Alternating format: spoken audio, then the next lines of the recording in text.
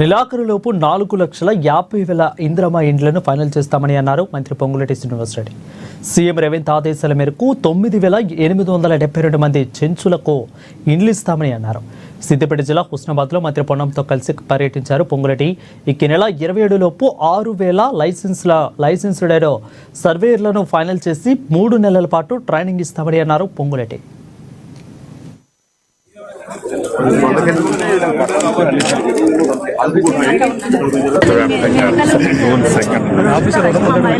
Revenue గ్రామాలు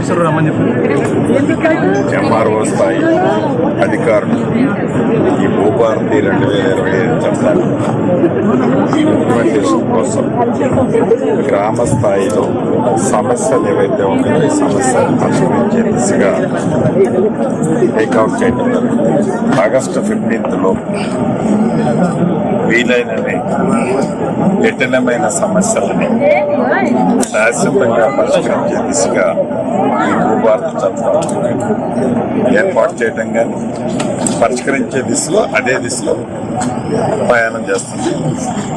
surveyors licensed సర్వేయర్లు 6,000 మంది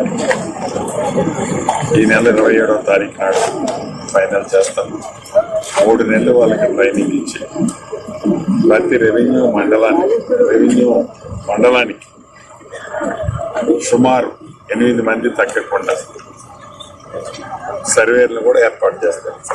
ఇందిరమ్మ ఇళ్ళు ఫస్ట్ ఫేజ్ ఆల్రెడీ 4,50,000 ఈ నెలాఖరులోపు లబ్ధిదారులు ఫైనల్ చేస్తాము.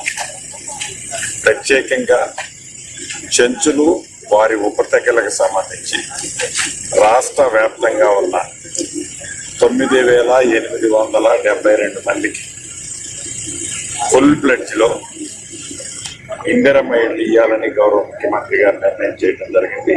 అవి ఇవ్వటం జరుగుతుంది. అదే రకంగా ఐటీడీఏ పరిధిలోని అన్ని నియోజకవర్గానికి 3,500తో పాటుగా అదనంగా అక్కడ ఉండే గిరిజనుల సంఖ్యను బట్టి అదనంగా